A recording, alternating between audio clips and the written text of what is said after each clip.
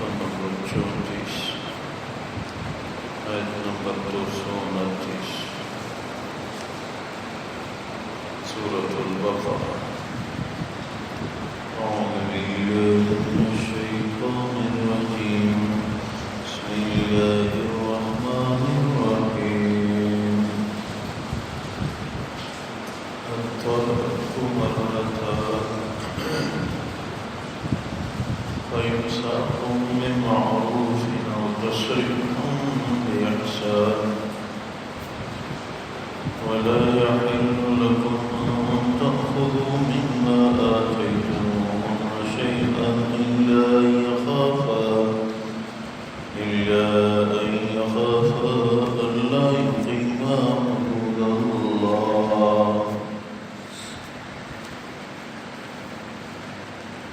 إلى آخره۔ اللہ تبارک و تعالی فرماتے ہیں الطلاق مرتان،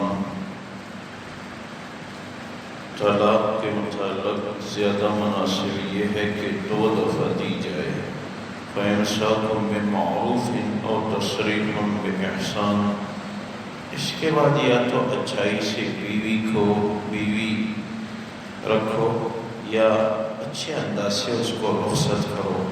وَلَا يَحِلُّ لَكُمْ أَن تَأْخُذُوا مِمَّا آتَيْتُمُوهُنَّ شَيْئًا، آپ لوگوں کے لیے یہ حلال نہیں ہے کہ آپ لوگ عورتوں سے وہی کچھ واپس لے لیں جو کچھ آپ لوگوں نے دیا تھا، إِلَّا أَن يَخَافَا أَلَّا يُقِيمَا حُدُودَ اللَّهِ، اس وقت کہ اگر خوف ہو دونوں کو کہ بیوی خاوند کے حقوق کا خیال نہیں رکھ سکتی اور بیوی غلطی پر ہے، تو اس وقت خاوند بیوی سے لے سکتا ہے۔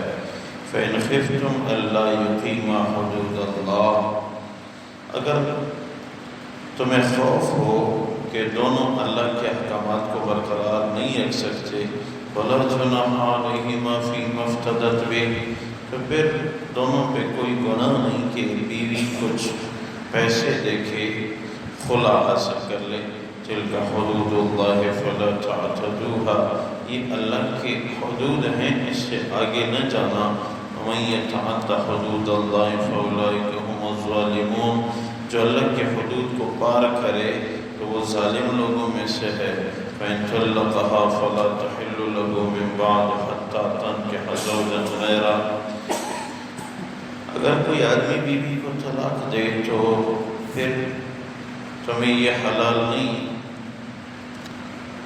کہ یہی متعلقہ بیوی دوبارہ اس سے نکاح کرے، یہاں تک کہ پہلے کسی اور سے نکاح کرے۔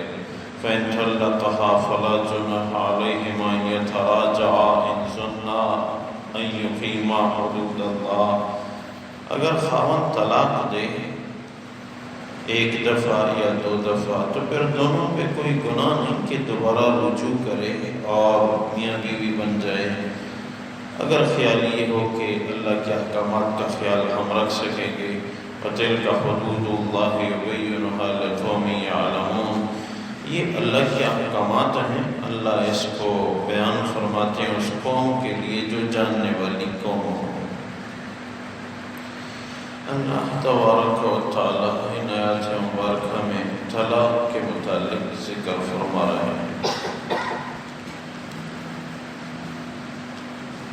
طلاق روئے زمین پہ ایک مبغوض جائز حکم ہے۔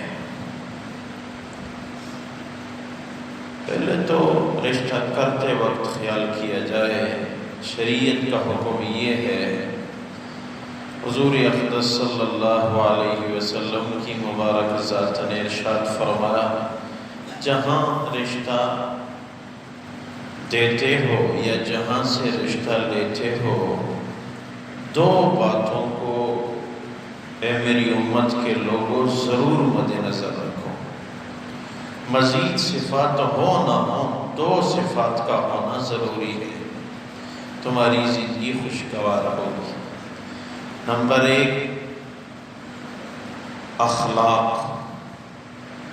نمبر 2 دینداری۔ جو رشتہ لے یا دے دونوں طرف کے خاندانوں کو چاہیے کہ دو باتوں کو بالخصوص مد نظر رکھے۔ حضور کی مبارک ذات نے اپنی امت سے ارشاد فرمایا کہ میری ان دو باتوں کا خیال رکھو تو باہمی زندگی خوشگوار ہوگی۔ نمبر 1 اخلاق اچھے ہوں، نمبر 2 دینداری ہو۔ واضح ہے کہ جب اخلاق اچھے ہوں دنیا بن گئی، جب دینداری ہے تو آخرت بن گئی۔ باقی صفات ہوں نہ ہوں لیکن ان دو صفات کا ہونا ضروری ہے۔ اب ہم سوچیں کہ کیا رشتہ دیتے وقت یا لیتے وقت اسلامی معاشرے میں ان دو باتوں کا خیال رکھا جا رہا ہے؟ نہیں۔ مال کی طرف نگاہ ہوتی ہے،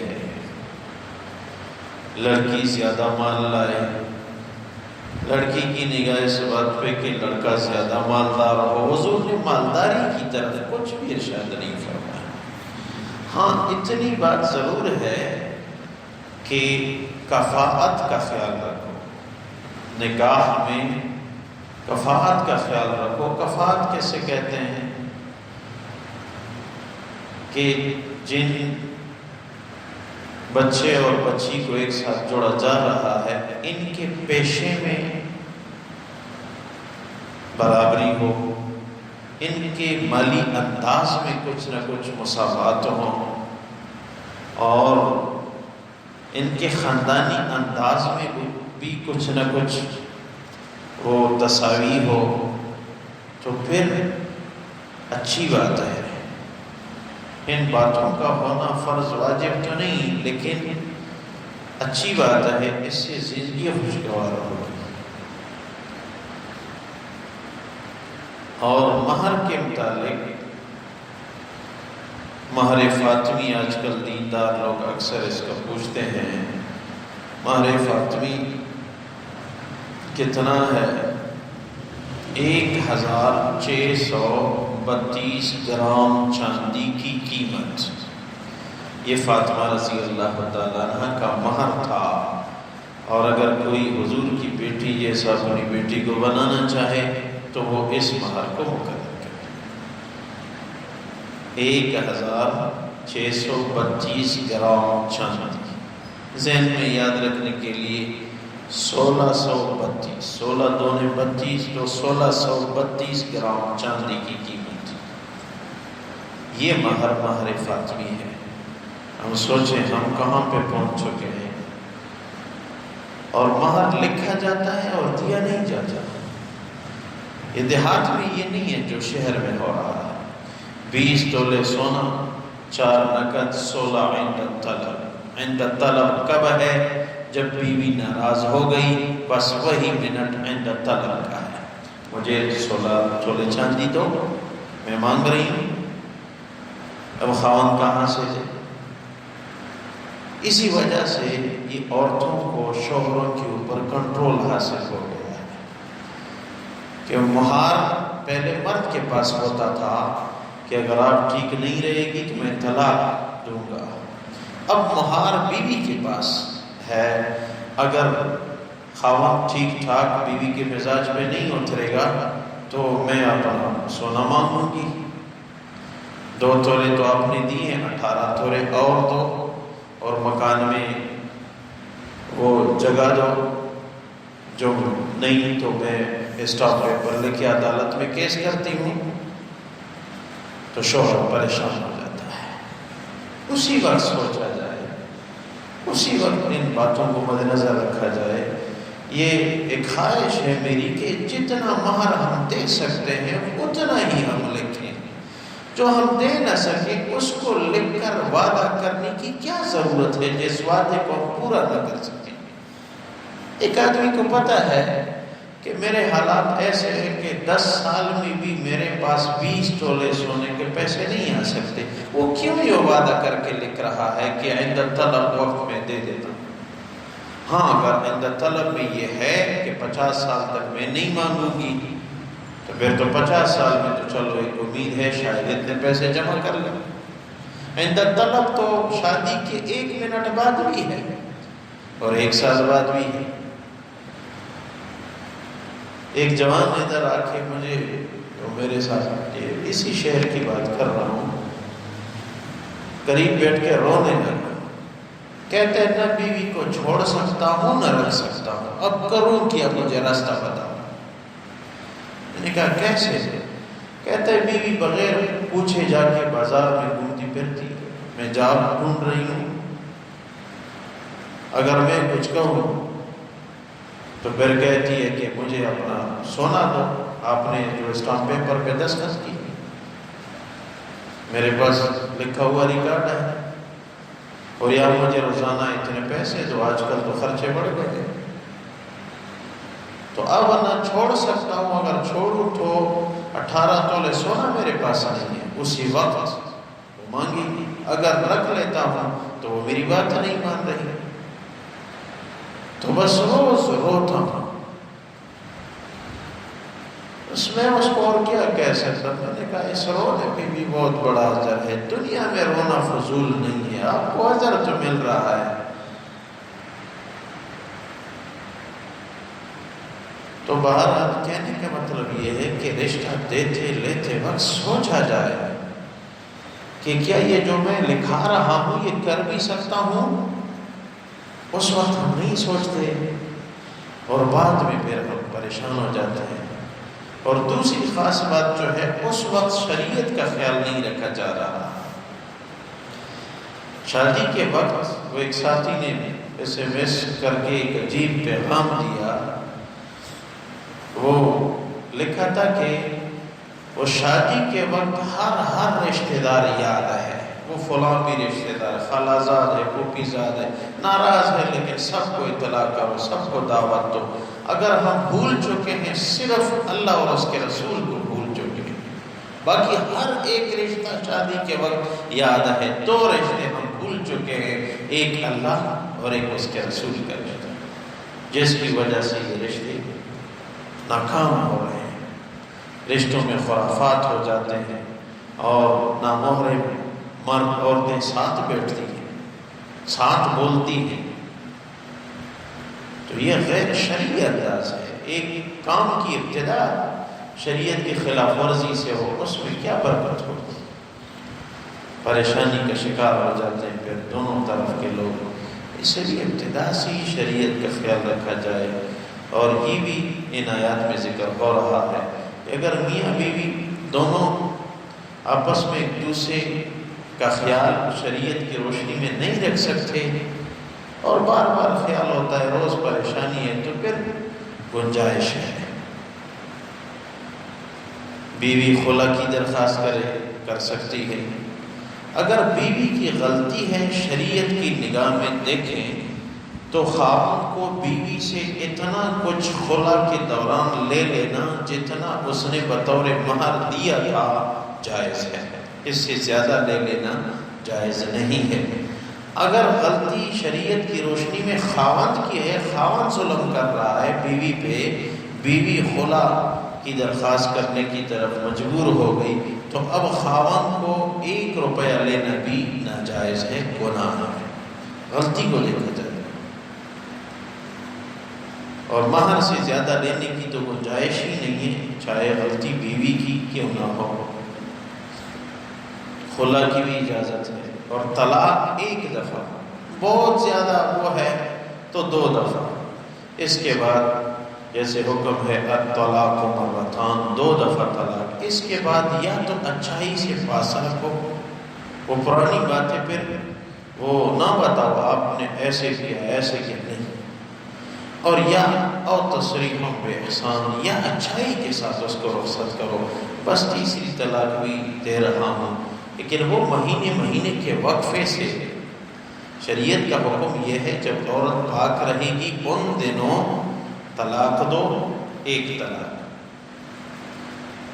اور پھر جب وہ دوبارہ ماہواری سے گزر کے دوبارہ پاکی آئے گی تو پھر 1 طلاق، اور پھر اگلے مہینے 1 طلاق۔ یہ طلاق دینے کا طریقہ ہے۔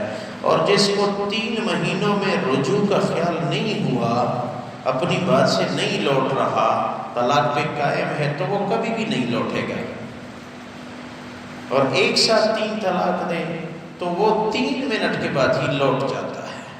3 منٹ کے بعد، بلکہ 3 منٹ بھی نہیں لگتے، اور پھر ہمارے پاس آ کے کہتا ہے جی کوئی راستہ دو۔ وہ تینوں راستے تو آپ نے خود بند کر دیے ہیں، تو ہم کو کون سا راستہ نکالیں؟ اور پھر اصرار کرتے ہیں نہیں جی کچھ تو کتاب میں دیکھو نا۔ جی یہ بالکل واضح ہے، کتاب میں کوئی راستہ نہیں۔ اور پھر آہستہ آہستہ یا تو پھر اپنی وہ بیان تبدیل کر دیتا ہے، نہیں جی میں نے دل میں تو تھا لیکن میں نے تو 3 دفعہ نہیں کہا۔ پہلے خود کہتا ہے میں نے 3 دفعہ کہا ہے، پھر بیان کو تبدیل کر لیتا ہے، اور جس کی وجہ سے بعد میں بیوی کے ساتھ وہی ازواجی تعلق رکھے، بچے نافرمان، اور گھر میں شر فساد۔ اس لیے یا کابر فرماتے ہیں 6 مہینے میں، 1 سال میں، 2 سال میں نکاح کی تجدید کیا کرو۔ اگر آپ نے طلاق نہ بھی دی تو ایسی باتیں، انسان کمزور ہے، خصوصاً عورتوں کی زبان سے ایسی باتیں نکل جاتی ہیں جس سے نکاح ٹوٹ جاتا ہے، لیکن ہمیں پتہ نہیں ہوتا۔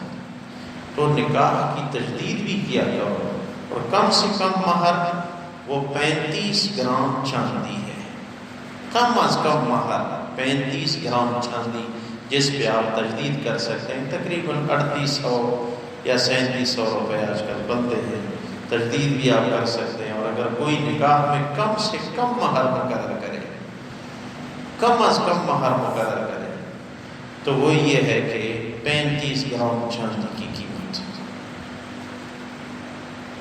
بہرحال ان باتوں کا خیال رکھا جائے تو دونوں طرف کی زندگی خوشگوار ہوگی۔ اللہ تبارک و تعالیٰ فرماتے ہیں الطلاق مرتان، طلاق زیادہ سے زیادہ 2 دفعہ دینا ہی مناسب ہے۔ فَإِمْسَاكٌ بِمَعْرُوفٍ وَتَسْرِيحٌ بِإِحْسَانٍ، اس کے بعد یا تو اچھائی سے پاس رکھو یا اچھائی کے ساتھ رخصت کرو۔ وَلَا يَحِلُّ لَكُمْ أَن تَأْخُذُوا مِمَّا آتَيْتُمُوهُنَّ شَيْئًا، تمہارے لیے حلال نہیں کہ جو کچھ آپ لوگوں نے بیویوں کو دیا ہے اس میں سے کوئی چیز واپس لے لیں۔ إِلَّا يَخَافَ أَلَّا يُقِيمَا حُدُودَ اللَّهِ، ہاں اس وقت خاوند دے سکتا ہے اگر خیال ہے کہ بیوی مسلسل نافرمان ہو کے دونوں ایک دوسرے کے حقوق کا خیال نہیں رکھ سکتے۔ فَإِنْ خِفْتُمْ أَلَّا يُقِيمَا حُدُودَ اللَّهِ، اگر دونوں کو یقین ہے، خوف ہے کہ ہم ایک دوسرے کا خیال نہیں رکھ سکتے، فَلَا جُنَاحَ عَلَيْهِمَا فِي مَا افْتَدَتْ بِهِ، تو پھر اس میں بھی کوئی گناہ نہیں کہ بیوی فدیہ ادا کر کے یعنی پیسے دے کے خلا حاصل کر لے۔ تِلْكَ حُدُودُ اللَّهِ فَلَا تَعْتَدُوهَا، یہ اللہ کے احکامات ہیں، اس سے آگے نہ بڑھنا۔ وَمَن يَتَعَدَّ حُدُودَ اللَّهِ فَأُولَٰئِكَ هُمُ الظَّالِمُونَ، جو اللہ کے حدود کو پار کرے تو وہ ظالموں میں سے ہے۔ فَإِن طَلَّقَهَا فَلَا تَحِلُّ لَهُ مِن بَعْدُ حَتَّىٰ تَنكِحَ زَوْجًا غَيْرَهُ، اگر مرد نے بیوی کو طلاق دی 3 دفعہ تو پھر اس عورت کے لیے حلال نہیں ہے یہ خاوند یہاں تک کہ کسی اور سے نکاح کر کے طلاق حاصل کر لے۔ فَإِن طَلَّقَهَا فَلَا جُنَاحَ عَلَيْهِمَا أَن يَتَرَاجَعَا إِن ظَنَّا أَن يُقِيمَا حُدُودَ اللَّهِ، اگر طلاق دی خاوند نے بیوی کو 1 یا 2 دفعہ تو کوئی گناہ نہیں اگر دونوں لوٹ جائیں اور دوبارہ ازواجی زندگی اختیار کریں، بشرطے کہ یہ گمان ہو کہ ایک دوسرے کا خیال رکھ سکیں گے۔ وَتِلْكَ حُدُودُ اللَّهِ يُبَيِّنُهَا لِقَوْمٍ يَعْلَمُونَ، یہ اللہ تبارک و تعالیٰ کے حدود ہیں، اللہ ایسی قوم کے لیے بیان فرما رہے ہیں جو جاننے والی قوم ہو۔ اللہ اپنی بارگاہ میں قبول فرمائے، خلوص الہیت نصیب فرمائے، برکت نازل فرما، کرم فرما، رحم فرما۔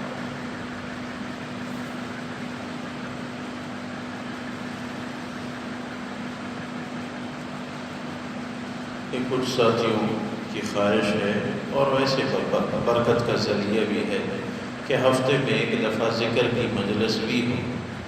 یہ ذکر بھی ایک بہت مبارک عمل ہے، کیونکہ معاشرے میں یہ عمل متروک ہے، اس لیے بعض جگہوں پہ معیوب نظر آتا، لیکن ذکر جاری زکریا رحمہ اللہ تعالیٰ علیہ کرتے تھے۔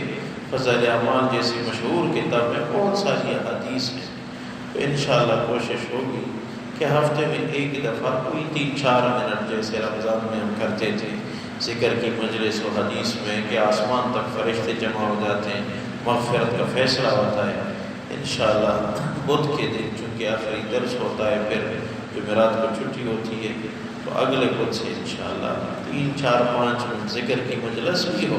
کیا معلوم کون سا عمل اللہ کو قبول ہوگا، اللہ سب کو قبول بھی فرمائے۔ 2 روزہ زندگی موت تک اللہ کرے کہ اللہ ہم سے راضی ہوں اور اطمینان سکون والی زندگی مل جائے، اعمال صالحہ والی زندگی ہو۔ یا اللہ برکتیں بھی نازل فرما، سب کی مغفرت فرما، آخری خاتمہ بالخیر عنایت فرما۔ وأفوض أمري إلى الله إن الله بصير بالعباد برحمتك وكرمك وكرمك وكرمك